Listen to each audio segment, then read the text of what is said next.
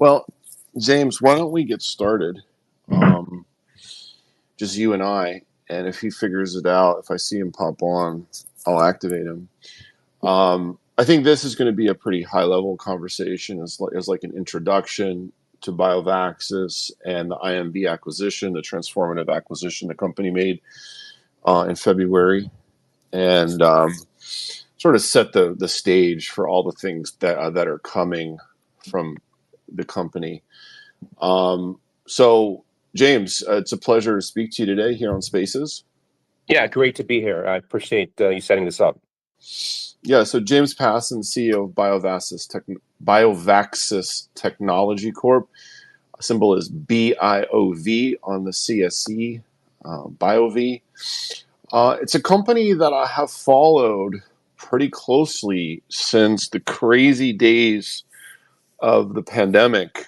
And that's kind of where I want to start the conversation, that sort of 2020, 2021 period in the biotech sector. And then we'll move into 2024 as the conversation evolves. But, you know, if we think back to that 2020, 2021 period, we can think back to mRNA and PFE, Pfizer, and those crazy share price moves. I think with mRNA, it got to over $500 a share at one point in 2021, and on the vaccine sales and the vaccine hype. And then the biotech sector really kind of had a hangover for a couple of years in 2022 and 2023. And I'd just be interested in your thoughts, James, as an executive in this sector and, an investor in this space. Where do you think the biotech sector is here in Q4 of 2024? Look, it's a great question, and I will preface that by saying that the horrendous equity market and financing environment for biotech, even mid-cap, large-cap biotech, like last year and a half, is really what set us up to acquire the IMV intellectual property, which it represents almost $250 million of R&D, and as you know, we bought it for $1 million this year. That acquisition was a result of the this horrendous environment of biotech. But I think where we are right now is we're starting to see a lot of M&A, even new biotech flotations, a lot of successful large financings, a lot of licensing deals. So the whole biotech sector is lighting up.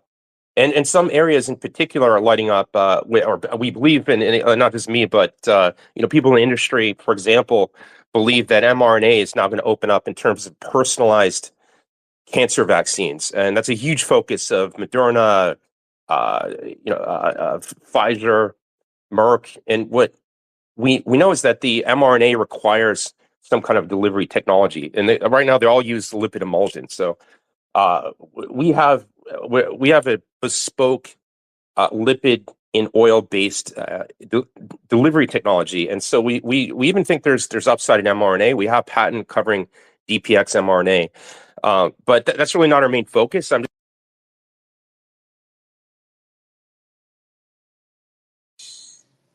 James, we lost you. Don't let your phone go on screensaver mode. Yeah, are you there? Yeah. Hey, sorry. Can you hear me? Yeah. Hello? Yeah. Okay. Yeah. Okay, I got it. Sorry. Okay. Thanks, Robert. All right. Where were you? We're saying that biotech is really starting to light up in terms of deals, M&A, licensing activities, financings. So we think the market is much better than it was last year. But of course the horrendous environment last year is what allowed us to do this transaction. Mm-hmm. Yeah. So the IMV acquisition in February 2024. I mean, that was a transformative transaction for the company, and I want to definitely talk about that. So IMV was a biotech in Canada, biopharma company that was around for many years, like more than a decade, and they raised a lot of capital during their lifetime. But the company really hit some big obstacles in the post-pandemic period, 2022 and 2023. And eventually, that led to the downfall of the company and gave you the opportunity to acquire the IP portfolio of 120 patents and patent applications that I don't even know how much the company spent on the R&D and everything to advance that portfolio. But how did that deal come together? Yeah, I mean, a bit of a story, but just very briefly, my colleagues at BioVaxys, we followed IMV. We're quite fans of the tech. We saw it as a lead, as really a preeminent peer in oncology, immunotherapy. So we followed the tech, but I didn't follow the finances of the company. Luckily, I never put it into my portfolio personally. So I was quite surprised when it went bankrupt, and I now have clear opinions about how that came to pass. But what's important is when it went into bankruptcy, the bankruptcy, I guess, state they hired FDI Consulting to try to sell the IP, and BioVaxys was invited by FDI to participate in that process. So that's when we signed the NDA, went in the data room, and really fell in love with this transaction. But the fact that FTI, this huge consulting company, is contacting, my small biotech company was a sign that they may not have done like the best marketing effort. And really, the intelligence I had was that that FTI sale process was going to fail, which it did. And then, quite sensibly, the secured lender to IMV Horizon, which is a very successful company listed on NASDAQ. They do collateralized technology lending. They provided a collateralized lending facility to IMV that was fully drawn down. Like I think it was $32 million facility from memory that was completely drawn down by IMV. But they had a lien on all of the IP, including all the patents and licenses. And so the Horizon, when the FTI sale process failed, they did a credit bid, which was accepted by the court, and they extinguished a portion of their debt for the patents in species, which were moved into a private Delaware company. So we ultimately did the deal with Horizon, purchasing all of that intellectual property from Horizon. Now, when I say that we paid $1 million, we paid $750,000 of cash, $250,000 of stock in US dollars. But I mean, we think that this is going to be the economics are going to be really a lot bigger than that for Horizon, because they have, a significant sales royalty, some milestone payments. So they participate in the economics of the successful development and commercialization of the technology. But on the front end, our risk was basically $1 million that we paid for the intellectual property. So I'd say that we got lucky, but I was quite tenacious. And I come from a hedge fund background. I was a hedge fund manager in New York for like 18 years, did all kinds of M&A. That's really in my blood. So that's really why I think we were able to do this transaction. Yeah, so 750,000 in cash, 250,000 in shares. But obviously, the creditor is betting that you're going to be able to advance this pipeline of IP assets, and they're going to be able to get sales, royalties on these product candidates once they actually get approved and go to market in the future. So that's really their big upside. But they're a shareholder of BioVaxys now. So $200 million was invested in R&D in these patents, this more than 120 patents and patent applications. That's pretty incredible to be able to get that for 750,000 in cash. You also have two phase 2B assets. So I guess this is a pretty lengthy question, but let's see if we can slowly try to unpack it. With 120 patents and patent applications, I mean, BioVax is not that big of a company. It's impossible for you to advance this all simultaneously. So what are the company's main priorities in terms of growth and new innovation? Great question. Look, my priority is to our shareholders. So the last thing that I'm really in a position to do now is to go to the market and saying we're going to fund a pivotal phase 3 trial for MVPS, our lead product in ovarian. I'd love to do that trial. I think it would be amazing, and it will ultimately that trial will be financed. But I'm not going to do it at the cost of impacting shareholders at all negatively with that. vast amount of capital required. So we're looking for a lot of different ideas. We think this is an excellent licensing candidate. We're beginning to meet with pharma, including some pretty large pharma. We're starting to look at other opportunities that might exist to spin it out in a way that it would be, in a bespoke financing vehicle that would benefit shareholders directly. We're looking at different options, but yeah, we love MVPS. We want that phase 3 trial to be completed, to be initiated and completed. But it's too burdensome with our market cap today. So our focus in terms of where we want to spend money on research is really on the preclinical for some programs, including allergy desensitization and mRNA. We think there's huge value that will be created through that research, and it's not a lot of money. We can also look at some of the earlier stage clinical trials where they're less burdensome in terms of the financing obligation to get a trial like that completed. Okay, so more, specifically, what is the next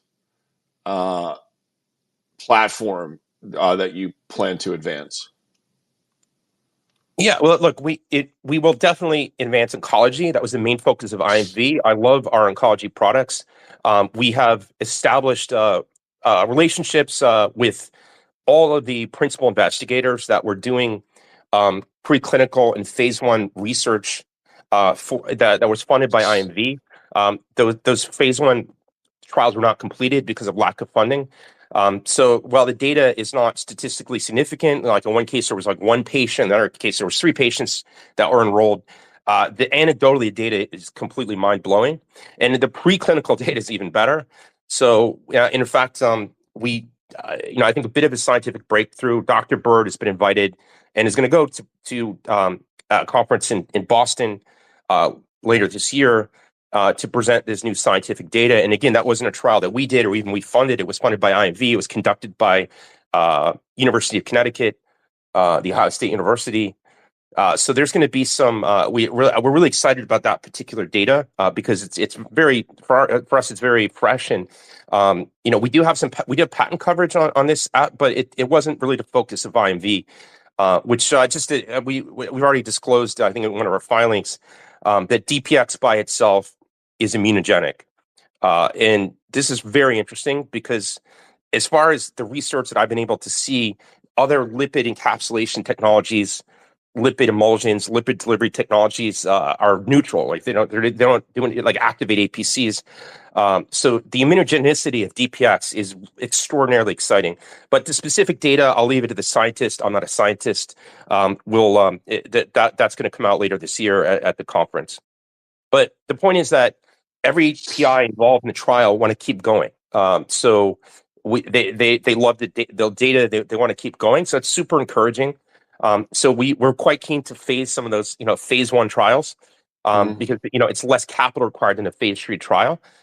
So as much as we want to fund the phase 3 trial, we can't do it with our current market cap. So we'll look for other ways that will benefit shareholders to advance the clinical trials. But in terms of research spending, we absolutely planning to do is on allergy desensitization. It's very modest amount of capital. We have McMaster University ready to go. They've got allergy department. They've got really all the infrastructure needed for preclinical and research. So we're going to launch that program soon. We've got 2 excellent scientists that are going to do the research. And what I mentioned on allergies, and the reason why I'm so personally excited about it is that the existing approved allergy desensitization products, like, for example, this subcutaneous injection, for example, the peptide that causes a peanut allergy, it requires like weekly injections for like a long time, like pretty much for years. I think then it becomes bi-weekly. My son almost died from a peanut allergy when he's a toddler. He's got a bad peanut allergy. We couldn't be bothered to like take our child to the doctor every week for years. It's ridiculous. And what's interesting about DPX is that it's very long lasting.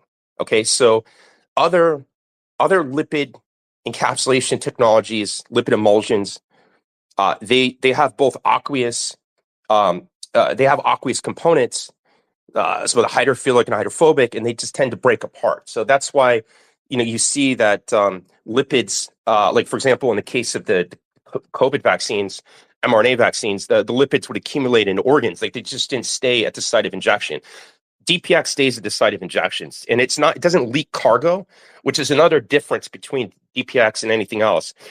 It doesn't leak cargo. It's actively taken up by antigen presenting cells, they're called APCs, that deliver the information to the lymph node system. And it's only lymph nodes that generate T cells and antibodies or B cells. So you want to engage the lymph node system in a safe and efficient way. And really, DPX is the ideal bespoke vehicle for doing that.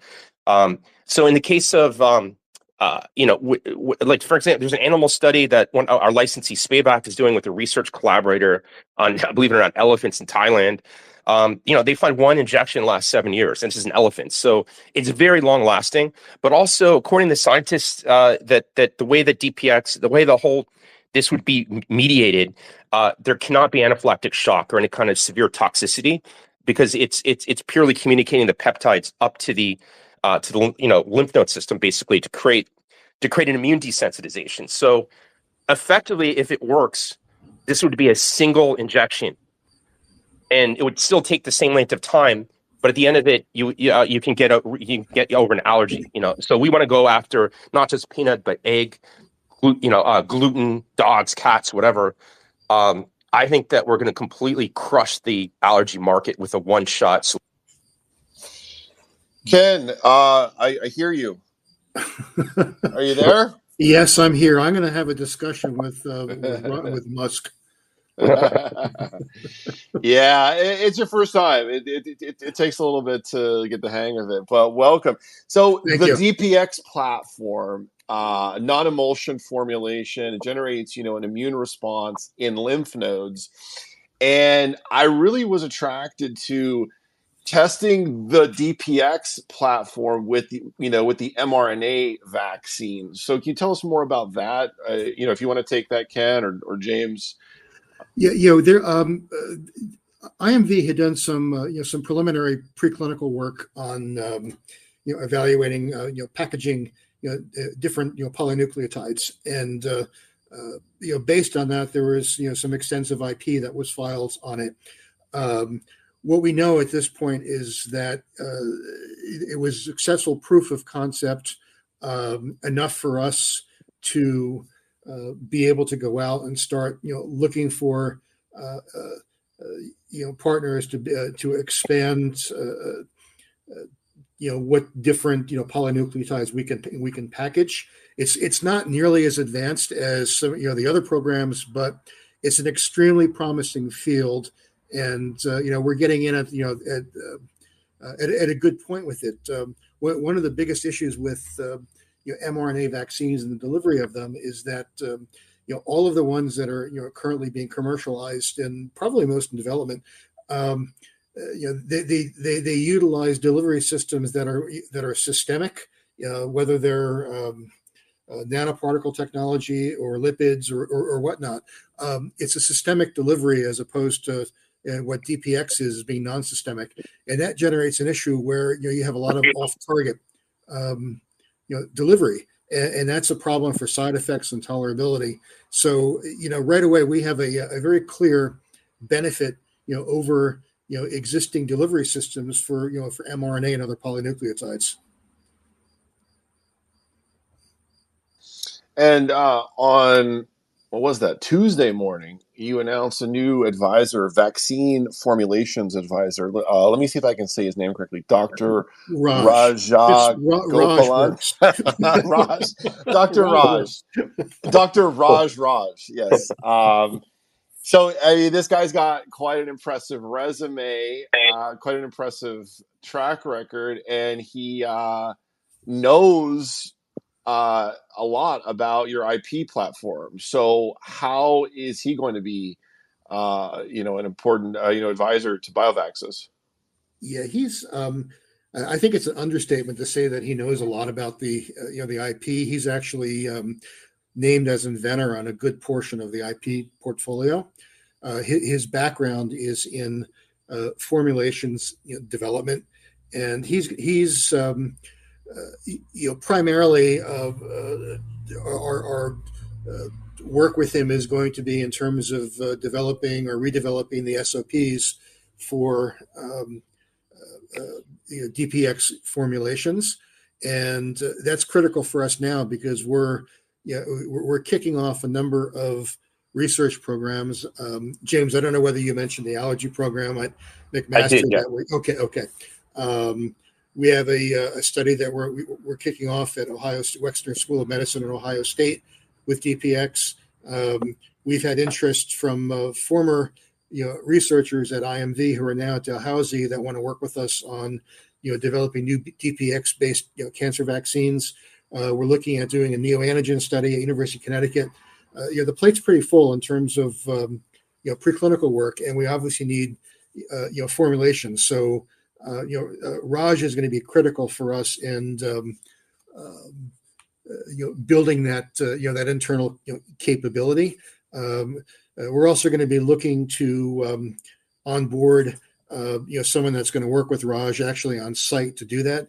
Initially, we're going to be doing a lot of our formulations work via CDMOs, but we are in the process of establishing our own in-house formulations capability. We've received some interest from Nova Scotia to reestablish that up there. So that's something that we're looking at right now. One other really exciting development for us is that prior to their bankruptcy, IMV had synthesized something like, I want to say 43 kilograms of lipid, which is critical for making DPX. And that was done as part of the COVID program that the Canadian government had paid for, which by the way had really good data. But that 43 kilos of lipid is available, and we're going to be acquiring it. We've put an offer on it, and we're going to be clawing that back. So 43 kilos of lipid is going to keep us in DPX for a long time. Considering that we're talking micrograms per each dose. If anybody listening wants to do the math, God bless you, because it's it's a lot of doses that we have to be able to create. Hold on. So let me get that straight. So the government of Canada formulated a bunch of the DPX. They paid for they paid for the formulation, Robert. And they still have it in storage? No, it's in storage in Nova Scotia. It was owned by IMV, and it kind of fell into limbo after the bankruptcy. We tracked down where it is, and we've put let's put it this way. I think it was something like $900,000 Canadian to produce the 43 kilos. Well, Ken, I don't think we should disclose the exact price. Yeah, I know. I'm not going to. I was saying it was like nine. But it's let's just say that it's a really good. We've got a really good deal here. I think we're gonna be able to get it. I think at a 97% haircut. And by the way, that saves us a huge length of time because we don't need to produce the lipids. And by the way, some of those lipids are GMP grade, which is incredible. Mm-hmm. And so those we can use for, actually human studies. So we don't need to spend money making lipids. We need to spend money to make the DPX and DPX loaded products, which is why Raj is so important. And if we can get some support from the Nova Scotia government, that'd be fantastic. We can create a facility there. There's all these, if you may not know this, IMV was headquartered in Nova Scotia. It came out of university there. It was doing something with seal sterilization in animal healthcare, and so there's a number of scientists that were involved with IMV in Nova Scotia. So it's really a logical place to set up some infrastructure to suit our requirements. So how do you advance the DPX technology with, flu, with anthrax, with multiple other, indications? You've talked about the peanut allergy so far, but, how do you attack several indications? Ken, if I may, I'll just touch on anthrax. Anthrax it's not a great commercial market. It's something where, you need the DOD or, some government entity to kind of subsidize it and buy the product. But the allergy data from IMV from their study was really, really fantastic. It was a knockout. And we think the data is the preclinical data was better than the preclinical data that was used by I forget the name of the biotech company that actually got approval for their anthrax vaccine from the FDA under an emergency use authorization with not a single human study. It was purely based on the preclinical study. So we're starting to look at this quite seriously. You know, there may be a pathway where potentially we could get regulatory approval without doing human studies based on our data that we already have. So that'll be quite exciting. And I think the data is so compelling that we've got a good chance to get somewhere there, or at least to get funding from the DoD for a phase 1 study if we can't get the EUA. But that we're studying that.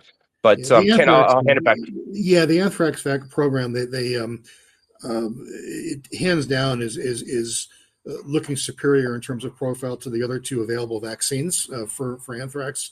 With a single, for example, with just under a single dose, the DPX vaccine was able to generate a over a year long plus protection. Following anthrax inhalation anthrax challenge. We do it with a single dose. The other available vaccines require multiple doses over months to achieve the same level of titers. And one of the new vaccines that just had the EUA on it was you've got to give concomitant antibiotic therapy with it as well too. So for example, you got to give ciprofloxacin along with the vaccine.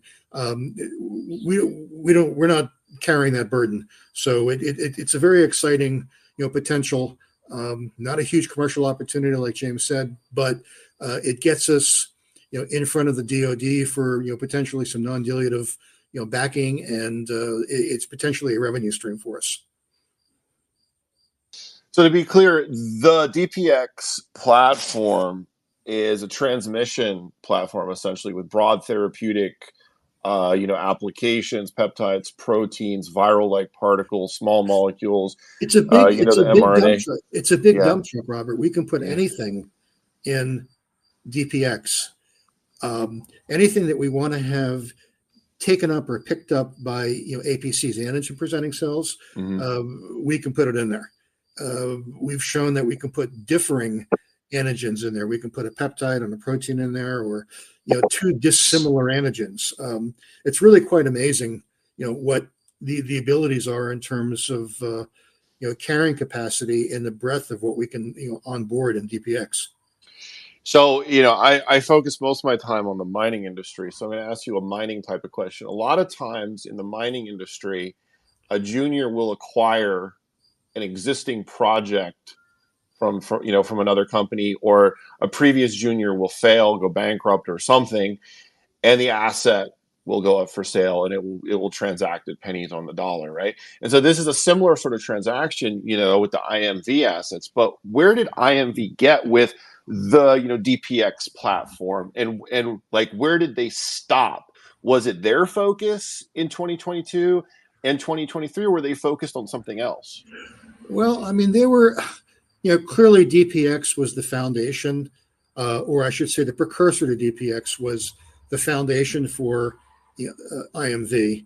And, that was, built around the immunocontraception work and seals that James had mentioned earlier that I believe came out of Dalhousie. And that was years back. But DPX was the foundation. However, it appeared that they focused, the majority of their time and their dollars on developing MVPS, which had completed phase 2B in ovarian cancer and in lymphatic cancer, and they were also developing it in combination with Keytruda in some clinical basket studies for other cancers. So I think the emphasis that they had placed was on develop the taking the risk, but also looking at the payout of a number of late stage clinical programs. And the risk is so high, as with doing that. The expense is incredible for doing a phase 3 study. It's a tough nut to crack for a lot of companies. And we don't want to see ourselves in that situation.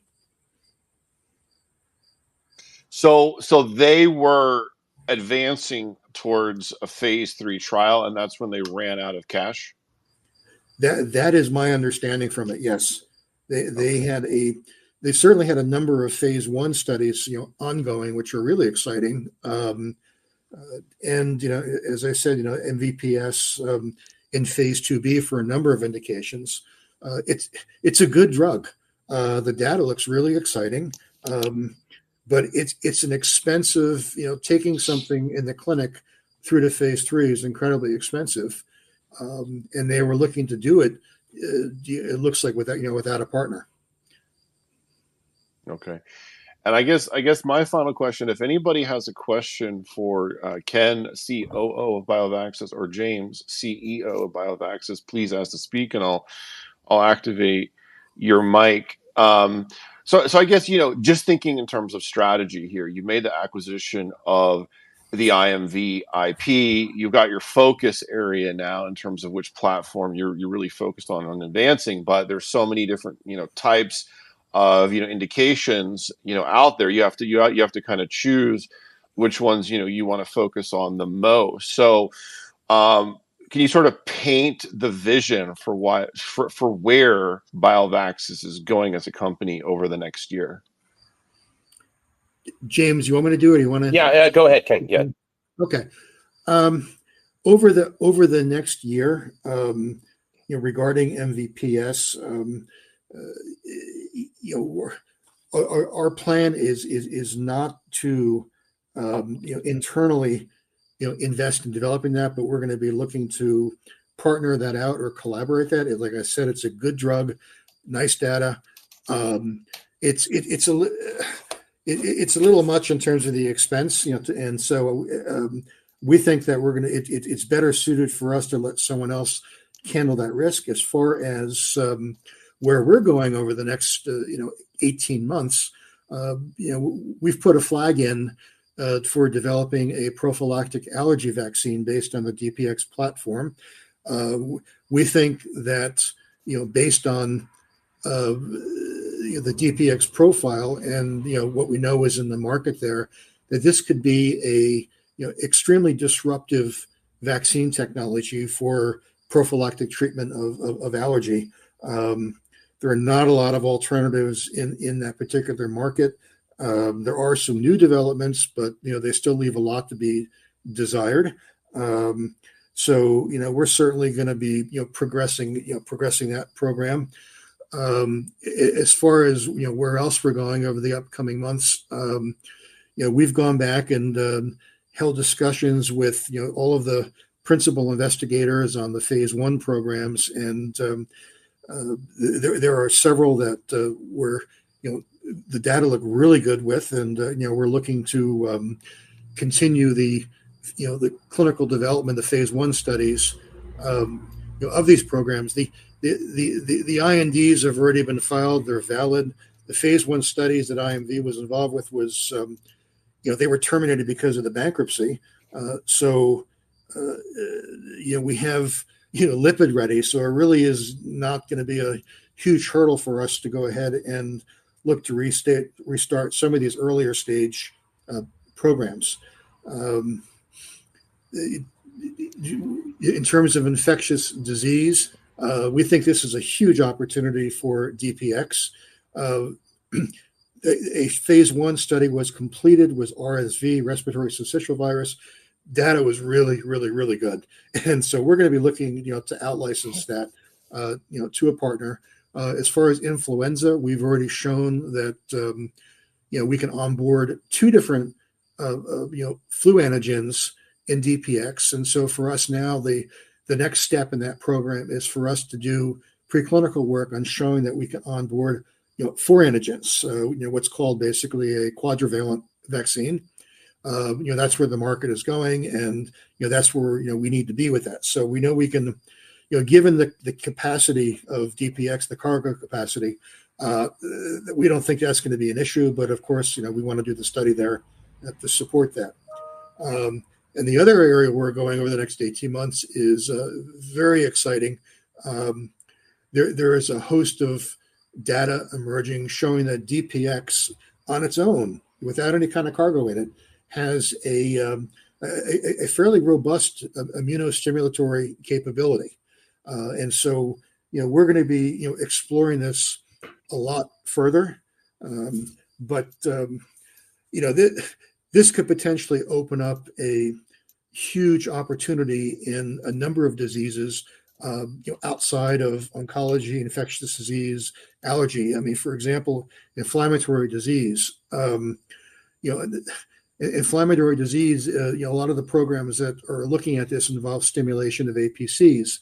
So, this is an area that we're going to be looking at a little more, closely. We're really excited. I mean, DPX has opened up a huge amount of doors for us in a number of different, therapeutic fields, and our goal is to be able to show proof of concept, human proof of concept in as many, in a number of different potential applications, and then either develop them, continue to develop them internally and through clinical development, or license them out. I guess a question that just popped up as you were speaking, Ken, was, obviously the numbers could vary, but how large is the potential market opportunity here? I mean, you have so many indications, this could be so versatile. What are we, looking at? It's big. I can't, I can't quantify that. And if I went ahead and tried to, somebody would say that I'm full of crap, because it's such a big number. I think, for us, the just taking a sliver of that big number, so to speak, allergy. I mean, that's, peanut allergy is a, $100 million plus, dollar market. It's only getting larger. For whatever the reason, the number of children is increasing, dramatically, with peanut and food allergies. So it's a growing market. It's a major dollar market already for us. So I mean, that's that's just if we were only operating in the field of peanut allergy, and we were just a allergy company, I mean, that would be enough to sustain us right there. But I think if you take those numbers and start multiplying them out for each of these potential indications, you get a pretty big number that I'm not sure that I want to throw out there, but you guys do the math. Right, absolutely. A final word, James or Ken. Is there anything that you think that we should really know that we haven't touched upon yet? Well, I guess there's a lot. It would require another spaces, but just some closing thoughts. We have.